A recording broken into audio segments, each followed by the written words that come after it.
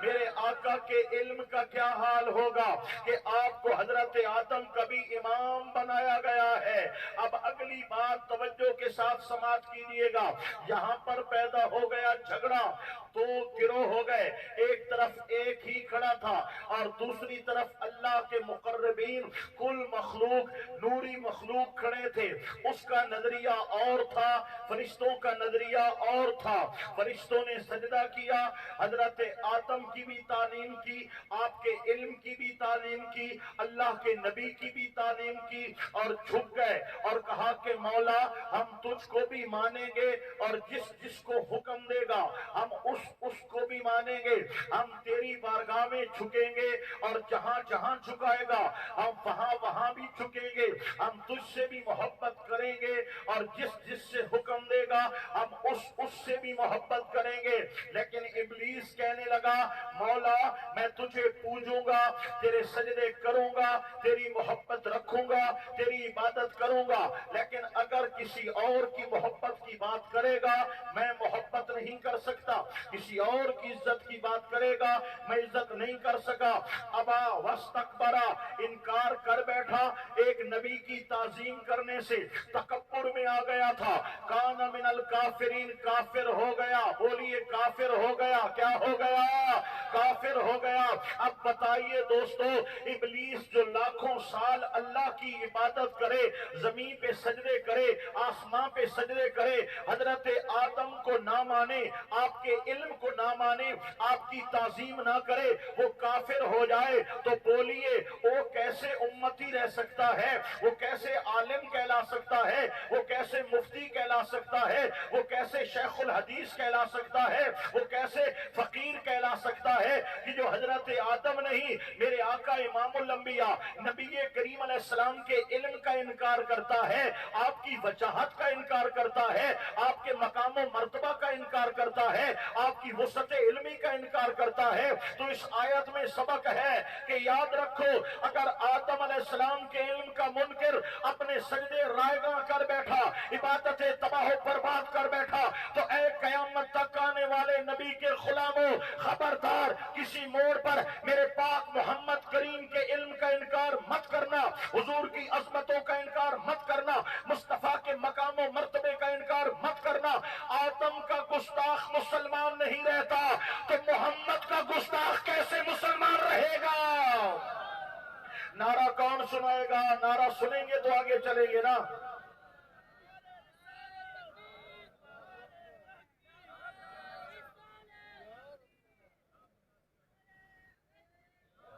اللہ اکبر و کبیرہ، یہ اللہ پاک حضرت آدم علیہ السلام کے علم کی بات کر رہا ہے۔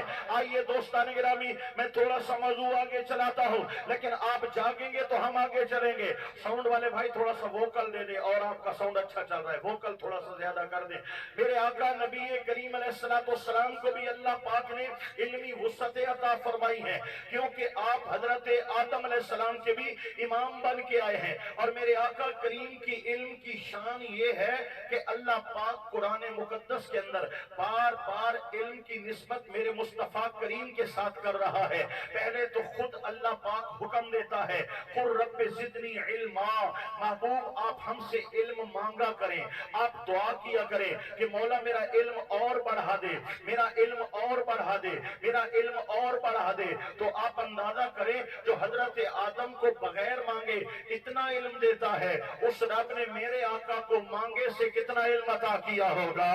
اللہ پاک کی بارگاہ میں حضور التجائیں کرتے ہیں، اور میرا رب حضور کو ارشاد فرماتا ہے، اے محبوب مکرم صلی اللہ علیہ وسلم، وعلمک ما لم تکن تعلم وکان فضل اللہ علیک عظیما، آپ جو جو نہ جانتے تھے وہ سارا علم آپ کے رب نے آپ کو عطا کر دیا ہے، اور آپ پر آپ کے رب کا فضل عظیم ہے۔ ذرا توجہ کیجئے، لیے جب اللہ پاک نے محبوب کریم کو سرے لا مقام بلایا، اپنا دیدار کرایا، حضور نبی کریم علیہ السلام کو اتنی بلندیوں سے نوازا، یہ آسمان نیچے تھے، ستاروں کی کہکشاں نیچے رہ گئی، آسمان نیچے رہ گئے، سدرۃ المنتہا نیچے رہ گیا، حضور نے اللہ کے عرش پر قدم ٹکائے، ادن و منی کی صدائیں آتی ہیں، محبوب ذرا اور قریب ہو جاؤ، ذرا اور بلند ہو جاؤ، فکان قاب قوسین کی منزلوں تک پہنچے، او ادنا کی قربتوں کو پایا، فاوحا الی عبدہ ما اوحا، کہ راز سے اللہ پاک نے حضور کو ہم راز بنایا، اور میرے آقا نبی کریم علیہ السلام فرماتے ہیں وہاں دیدار کے عالم میں کیفیت یہ ہے، رب ذوالجلال نے اپنا دست قدرت میرے آقا پاک کے شانوں کے درمیان رکھا، اللہ پاک کے دست قدرت کی ٹھنڈک سینے میں محسوس ہوئی، پھر کیا تھا، وَعَلِمْتُ مَا فِي السَّمَاوَاتِ وَمَا فِي الْأَرْضِ، فرمایا آسمانوں کا علم بھی اللہ نے عطا کر دیا، زمینوں کا علم بھی اللہ نے عطا کر دیا۔ معراج کی رات اللہ پاک نے حضور کو دو تحفے عطا فرمائے، ایک دیدار والا تحفہ ہے، یہ بڑے دو تحفوں کا تذکرہ کر رہا ہوں، ویسے کوئی تعداد کا تعین نہیں ہے، اور دوسرا نبی پاک کو علم کا تحفہ عطا فرمایا ہے۔ پتہ چلا خدا کے خزانوں میں حضور نبی کریم علیہ السلام کو دینے کے لیے جو اللہ نے تحفہ پسند فرمایا ہے وہ علم کا تحفہ عطا فرمایا ہے۔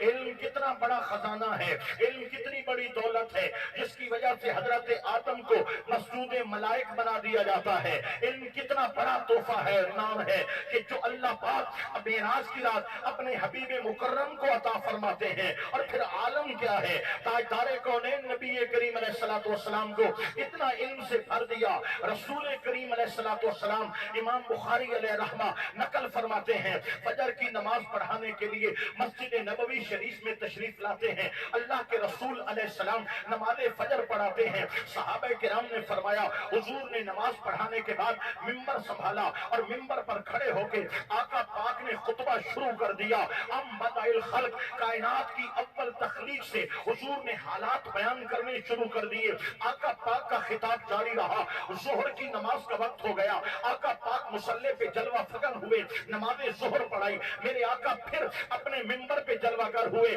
خطاب شروع ہو گیا، آقا نے عصر پڑھائی، آقا پاک علیہ السلام نے عصر پڑھائی، اور پھر خطاب کے لیے شروع ہوئے اپنے ممبر پہ، حتی غربت الشمس، سورج ڈھل گیا، سورج غروب ہو گیا، فجر کی نماز سے میرے آقا پاک نے ممبر سنبھالا، اور فجر سے لے کر حضور اکرم علیہ السلام مغرب تک خطبہ دیتے ہیں، اے نبی کے صحابہ آپ نے کیا سنا، میرے آقا نے کیا سنایا، اگر آپ کو اردو زبان سمجھ آ رہی ہے تو میری اس زبان جب آواز مکمل ہو آپ کی سبحان اللہ کی صدا آنی چاہیے، اے میرے نبی کے صحابہ میرے آقا پاک نے کیا سنایا، آپ نے کیا سنا، فرمایا جب سے کائنات بنی ہے حضور نے حالات بتانا شروع کیے، زمانے گزرتے گئے میرے آقا بتاتے گئے، زمانے گزرتے گئے میرے آقا پاک بتاتے گئے، قیامت قائم ہو گئی، حضور نے قیامت کے حالات بتائے، جنتی جنت میں چلے گئے، جہنمی جہنم میں چلے گئے، حضور نے ایک ایک جنتی کا نام بتا دیا، ایک ایک دوزخی کا نام بتا دیا۔ یہ میرے آقا نبی پاک کی عزت و شان ہے، اللہ اکبر و کبیرہ۔ دوستوں حضور نبی کریم علیہ السلام علم کے دریا بہا رہے ہیں، اللہ پاک نے اپنے خزانوں سے علم کی اس دولت سے مالا مال کیا ہے، رسول پاک علیہ السلام اولین و آخرین کی خبریں دیتے ہیں۔ عرض کرنے کا مقصد کیا ہے؟ مقصد یہ ہے کہ علم وہ دولت ہے جو اللہ پاک اپنے انبیاء کرام کو عطا کرتا ہے، علم وہ نعمت ہے جس کی بدولت اللہ پاک اپنے بندوں کو عزتوں کے تاج عطا فرماتا ہے، جس کی وجہ سے اللہ پاک اپنے بندوں کو اپنی قربتیں عطا فرماتا ہے۔ اللہ اکبر و کبیرہ۔ تاجدار کائنات نبی کریم صلی اللہ علیہ وآلہ وسلم حضور ختم نبوت کا تاج پہن کر کے دنیا میں تشریف لائے ہیں، آپ کے بعد قیامت تک دنیا میں کوئی نیا نبی آ سکتا نہیں ہے، بولیے کوئی نیا نبی آ سکتا نہیں ہے، قیامت آ سکتی ہے، نیا نبی آ سکتا نہیں ہے۔ آنا وسا کہاتین، اس طرح دو انگلیوں کو ملایا میرے آقا پاک نے، فرمایا میں اور قیامت ان دو انگلیوں کی طرح جڑے ہوئے ہیں، جس طرح ان دو انگلیوں میں کوئی فاصلہ نہیں ہے، ہے میرے آقا پاک کے بعد قیامت کے درمیان کوئی نیا نبی نہیں ہے. قیامت آ سکتی ہے, نیا نبی آ سکتا نہیں ہے. اب سنیے گا دوستو, نبی رحمت شفیع امت صلی اللہ علیہ وسلم کے بعد اب قیامت تک نئے نبی کا وجود محال ہے. لیکن کیفیت یہ ہے کہ جب انبیاء دنیا سے پردہ کرتے ہیں, انبیاء دنیا سے تشریف لے جاتے ہیں, ان کے جانے کے بعد ان کی تعلیمات مٹنا شروع ہو جاتی ہیں, ان کے طریقے بدلنا شروع ہو جاتے ہیں, قوم بے راہ روی کی راہوں پہ چلنا شروع ہو جاتی ہے. اللہ پھر نبی بھیجتا ہے, پھر رسول بھیجتا ہے تاکہ قوموں کی اصلاح ہو.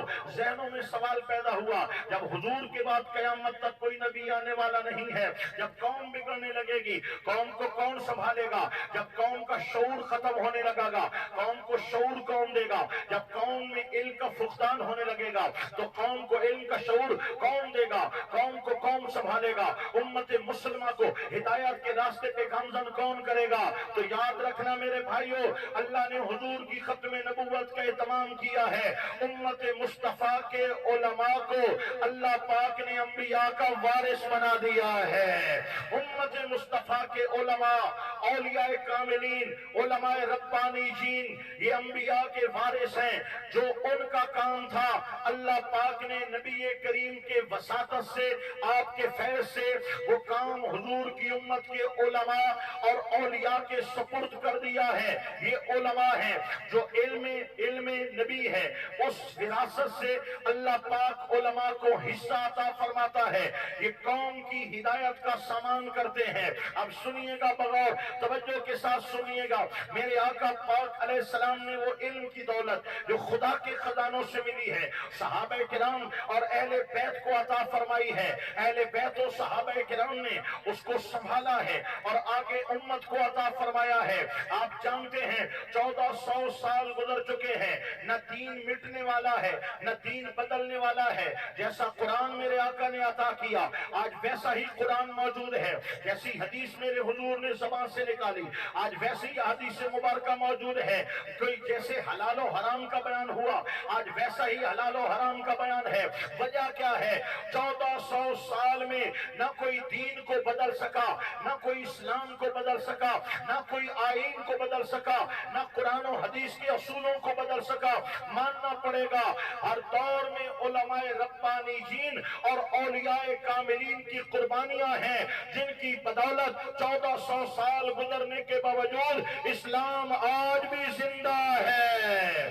اسلام آج بھی زندہ ہے. دوستو, ان اولیاء کا احسان کون اتار سکتا ہے؟ ملت کے علماء کا احسان کون اتار سکتا ہے؟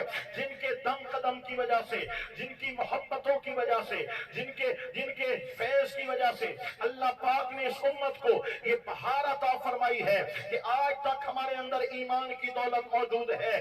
آپ جانتے ہیں ان 1400 سال کے اندر کتنے ظلم کے دور گزرے ہیں, کتنی جبر کی داستانیں قائم ہوئی ہیں, کتنے بڑے بڑے ظالم جابر بادشاہ اور حکمران آئے ہیں جنہوں نے حضور کے دین کو مٹانے کی کوشش کی ہے. ہر دور میں جانوں کی قربانی ان اولیاء نے پیش کی ہے. ہر دور میں اسلام کے لیے جانوں کی قربانی ان علماء نے پیش کی ہے. ان کی وجہ سے آج تک اسلام زندہ ہے اور اسلام کا پرچم لہرا رہا ہے.